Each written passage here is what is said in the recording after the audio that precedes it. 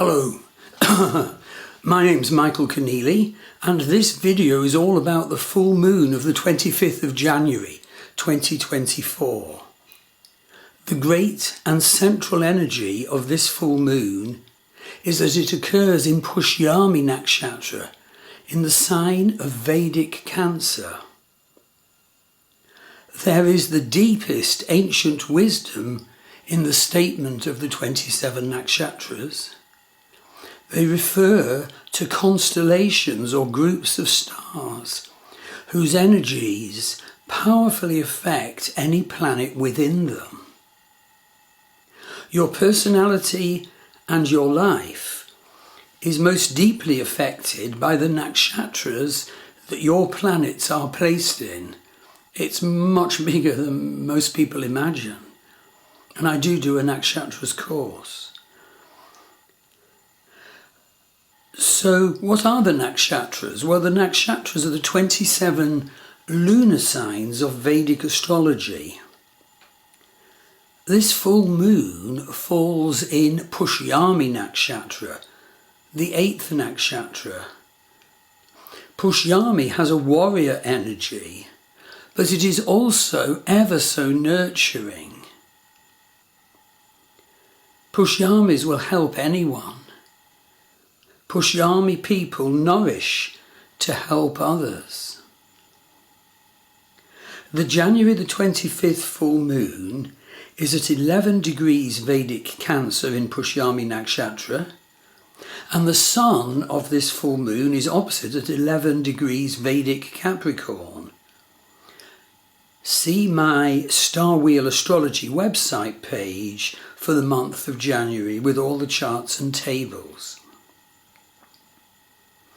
Now there's something very important, special about this January the 25th full moon, in that the energy of Pushyami nakshatra is very auspicious, and also it has an energy of nourishment, care and abundance. Can you connect to this? Well, that's what I'm trying to share in this post. And the post is a bit unusual because I'm suggesting a method of quite deep vision work rather than the usual formulaic stuff.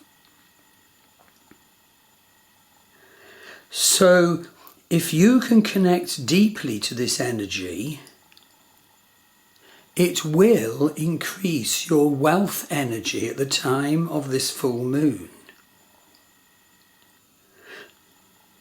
Pushyami's area in the heavens has been seen that way for millennia. It will give a gift to you, and you'll be able to give that gift to others. So what you need to do in your ritual, vision work or meditation at the time of this full moon and in the following days, well, here's some steps to take, and I quite love this approach. In this blog post and video, I concentrate particularly on vision methods to connect to the gifts of the full moon. So see what you think. So here's some possible steps that you can take when you have moved into a state of awareness. 1. Open yourself to abundance. Perhaps it's the first time we've ever done that. 2. Tell yourself you are now worthy, despite any issues of negative upbringing or karmas from past life that harm wealth in your life. 3. Create an attitude to go ahead and invite wealth in now. and open yourself to spiritual wealth now. Examine any negative patterns of your thoughts or behaviour that are simply killing the opportunity, and so many of us can do that. 6. Now, see and manifest the wealth flowing in. Change the way you hold yourself and do awareness work so the wealth can flow in. Okay, we get to point number 7. This is really important. A very ancient power animal of Pushyami nakshatra is the cosmic cow, a most sacred being, a most sacred energy. Her name is Kamadhenu. Try to see her in vision. She stands there. You can clearly see the udder and feel that you have a right to drink from the cosmic cow's udder. It's the cow's milk-producing udder that feeds us. And so very lovely to see from the ancient depictions. A strong little bull calf squats under Kamadhenu's udder, and he forcefully and happily demands her milk. Well, we can do that too. Kamadhenu is not just divine, by the way. She's miraculous and mystical and packed with divine energies. The awareness of her sacred dimensions goes back so many thousands of years.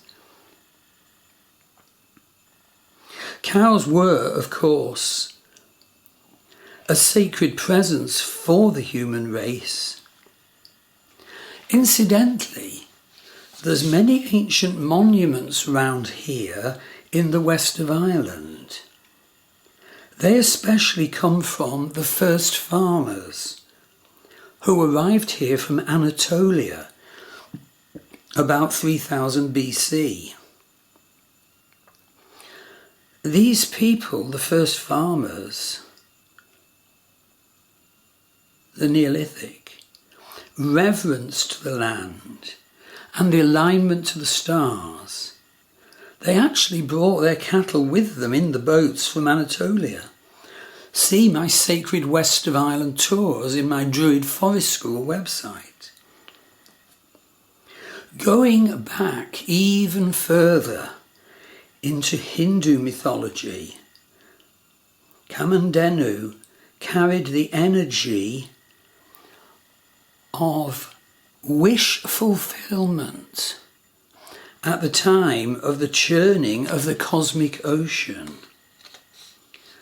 Most importantly, this was when the gods and the demons worked together to churn the primeval ocean, creating needed chaos from which a new world arose. And it comes to me, in fact, I also do psychodynamic Western astrology, and when the 8th house is activated, we can go through a similar and so needed death and rebirth experience. So going back even more anciently in Hindu mythology, Kamadhenu carried the energy of wish fulfillment at the churning of the cosmic ocean. What are your real wishes? Identify them, write them down afterwards. Return to them as you do work through the lunation period. The churning of the cosmic ocean, most importantly, was when the gods and the demons worked together to churn the primeval ocean, created needed chaos from which a new world arose. And the real importance of the myth is that we absolutely do need serpent energy as well as the divine.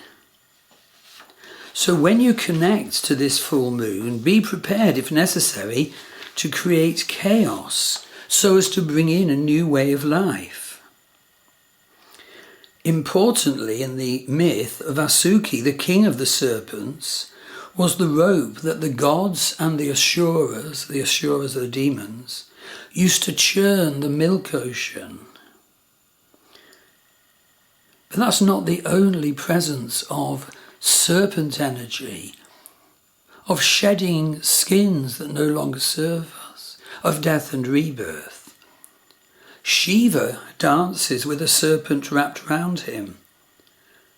Vishnu reclines under the many heads of the world serpent Ananta, meaning endless.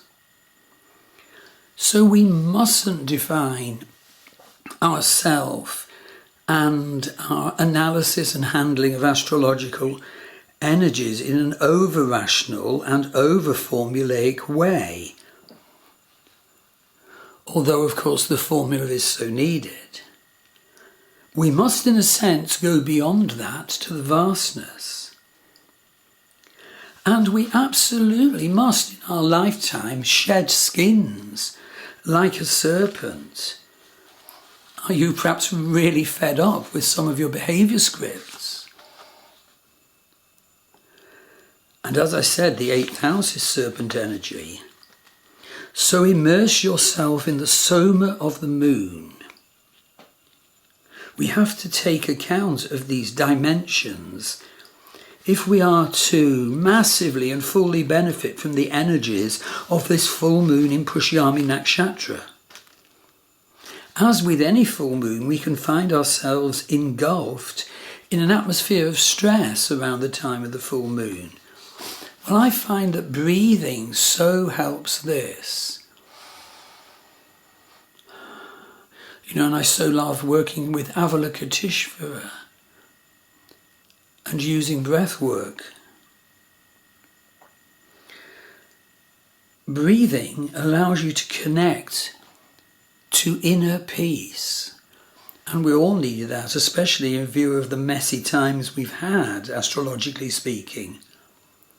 Breathing allows you to focus on safety and security.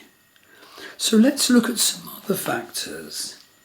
Breathing can help us rise above and leave behind the dreadful recent planetary traffic jam of Mercury, Mars and Sun going through the Gandanta and into Sagittarius, etc.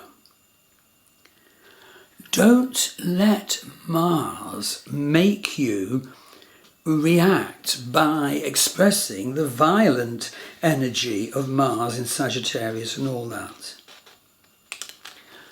And be aware that Saturn is so strong in Vedic Aquarius. Saturn's is an authoritarian demand, which we cannot evade. But we will be so strongly rewarded if we meet Saturn's karmic demands. Hard work in your profession will give you achievement and growth at this time. Another thing to be aware of, Ketu, now transiting Virgo, demands that we work hard at increasing our needed healing methods and health regimes. Rahu in Pisces opposite brings such intuitive possibility to our healing. Do be aware of a very special exchange of energies, the fire energy of Jupiter and Mars. Jupiter and Mars are both in fire signs, Aries and Sagittarius.